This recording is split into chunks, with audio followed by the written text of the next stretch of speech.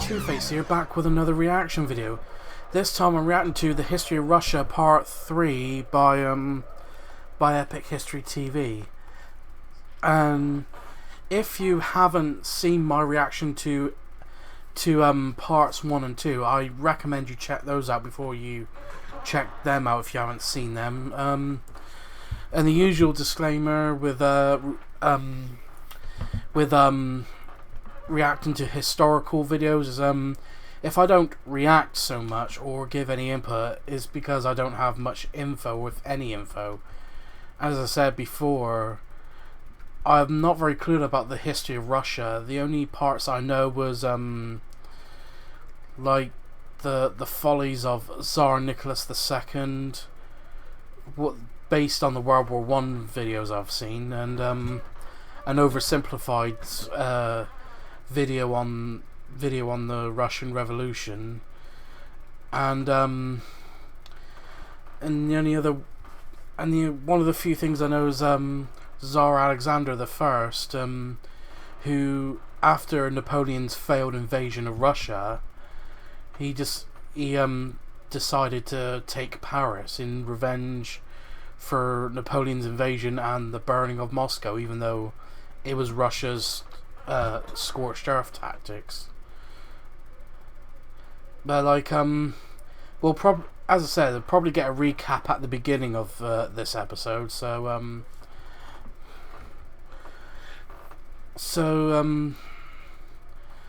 that's why I said, because I know in the last episode they went down through the tree where you got the first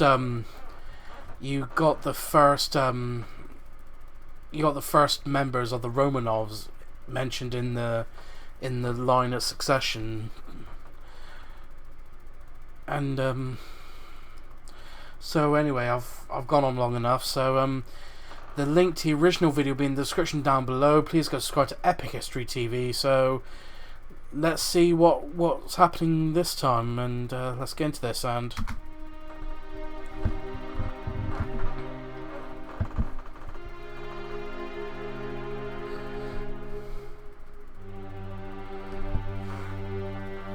in the early 1700s, Peter the Great's reforms put Russia on the path to becoming a great European power. But it was his grandson's German wife, Catherine, who deposed her husband to become Empress of Russia, who oversaw the completion of that transformation. Like Peter, she too would be remembered as the Great. Wow. Catherine the Great. Catherine was a student and admirer of the French Enlightenment. Okay. And even corresponded with the French philosopher Voltaire. She reigned as an enlightened autocrat. Her power was unchecked, but she pursued ideals of reason, tolerance, and progress. Okay. Catherine became a great patron of the arts and learning. Schools and colleges were built. The Bolshoi Theatre was founded, as well as the Imperial Academy of Fine Arts, while her own magnificent collection of artwork now forms the basis of the world-famous Hermitage Museum. Catherine encouraged Europeans to move to Russia to share their expertise, and helped German migrants to settle in the Volga region, where they became known as Volga Germans. Their communities survived nearly 200 years, until, on Stalin's orders, they were deported east at the start of World War II. Catherine's reign also saw enormous territorial expansion. In the south, Russia defeated the Ottoman Empire, winning new lands. That's another thing I remember, that the Russians and the Ottomans have been at each other's throats for centuries. And the fortresses of Azov and Kerch. But then Catherine faced a major peasant revolt, led by the renegade Cossack Yemelyan Pugachev. The rebels took many fortresses and towns, and stormed the city of Kazan, before they were finally defeated by the Russian army.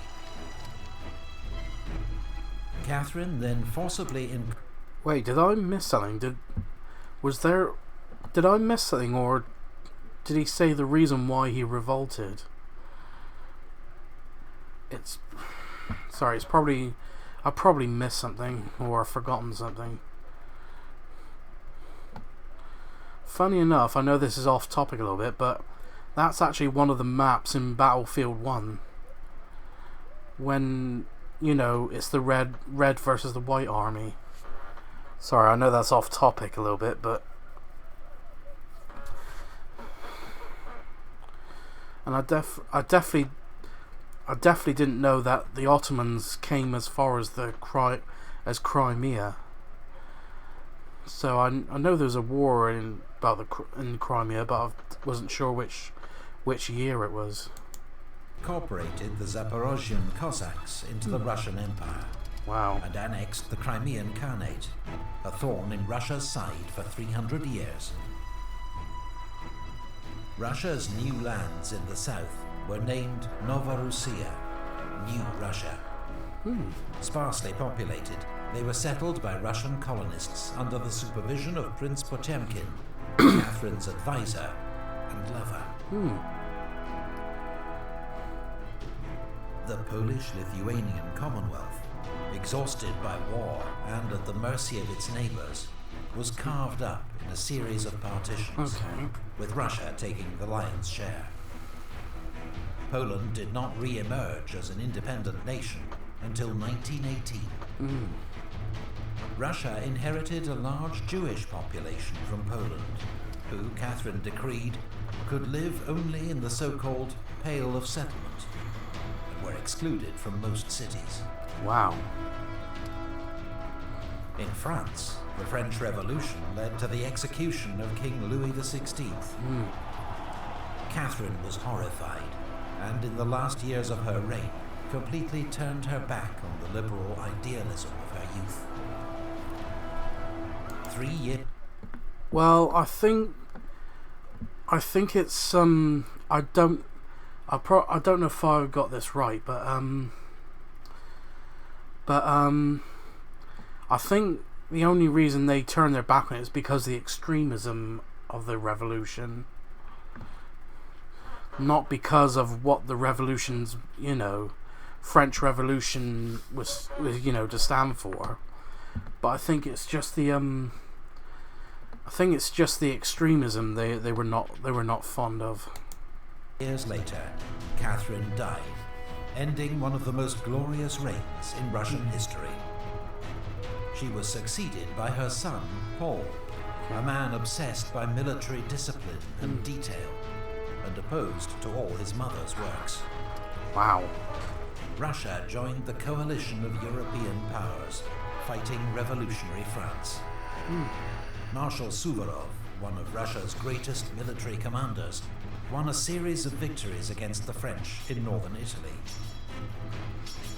But the wider war was a failure. Meanwhile, Paul's reforms had alienated Russia's army and nobility, and he was murdered in a palace coup. He was succeeded by his 23-year-old son Alexander, who shared his grandmother Catherine's vision for a more modern Russian state. His advisor, the brilliant Count Mikhail Speransky, reformed administration and finance. Wow. Yet the emperor refused to back his plans for a liberal constitution. Ultimately, it was war with France that would dominate Alexander's reign. Mostly because of the continental system. Because it was ruining Russia's finances for the most part. And because Russia flouted the rules of Napoleon's ineffective continental system, which oddly damaged French trade more than it damaged British trade. So if you've seen the Napoleonic series, you should know where this is going.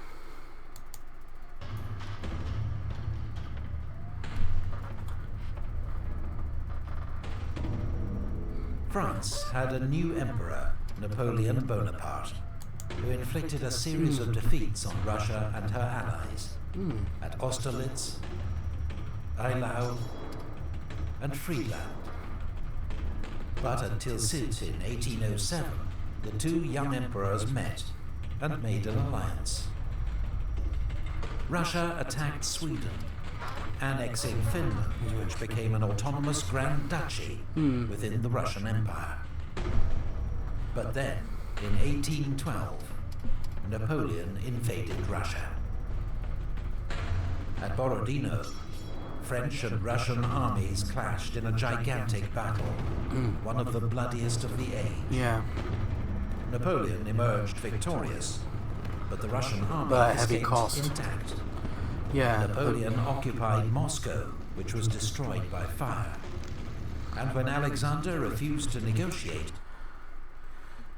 But yeah, because the Russian scorched earth tactic. Because if I remember rightly, the governor of Moscow, he preferred that he'd rather burn Moscow to the ground than let it fall into French hands. So it'll probably say it in the video, but to Tsar Alexander to avenge the burning of Moscow and the invasion of Russia, he wanted to take Paris. So the French army was forced to make a long retreat through the Russian winter and was annihilated. yeah. Napoleon had been dealt a mortal blow. And Russia, alongside Prussia, Austria, and Britain, then led the fight back, which ended in the capture of Paris and Napoleon's abdication. At the Congress of Vienna, as part of the spoils of war, Alexander became King of Poland. Then, with Austria and Prussia, he formed the Holy Alliance, with the aim of preventing further revolutions in Europe. Meanwhile, in the Balkans and Caucasus, Russia had been waging intermittent wars against the Ottoman Empire, Persia, and local tribes. The frontier had been pushed south to incorporate Bessarabia, Circassia, Chechnya, and much of modern Georgia, Dagestan, Azerbaijan, and Armenia. But the peoples of the Caucasus bitterly resisted Russian rule. Russia's attempt to impose its authority on the region led to the Caucasian War, a brutal conflict fought amongst the mountains and forests that would drag on for nearly 50 years. Jeez. Alexander was succeeded by his brother Nicholas, a conservative and reactionary. But parts of Russian society had now developed an appetite for European-style liberalism, including certain army officers who'd seen other ways of doing things during the Napoleonic Wars. They saw Nicholas as an obstacle, and the new emperor's first challenge would be military revolt. Oh, hang on. Add. Here at the Circle, We understand that popularity is everything. Okay, every that advert's creeped me out. Epic History TV Okay. relies on the support of its viewers to keep making history videos. Please visit our Patreon page to... And that'll do it. This has been another interesting video by Epic History TV. So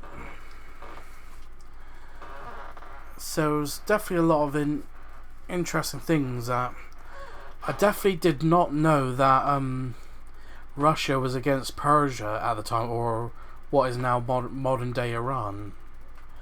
But yeah, the Ottoman, probably everyone knows by now that the Ottomans and Russia have been at each other's throats for centuries.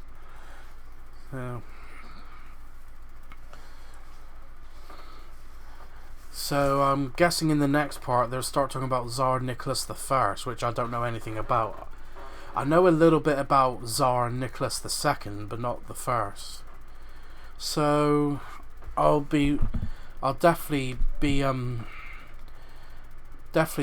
interested to see what happens in the next episode. So Anyway, if you enjoy this video, please like, comment and subscribe, and I'll see you in the next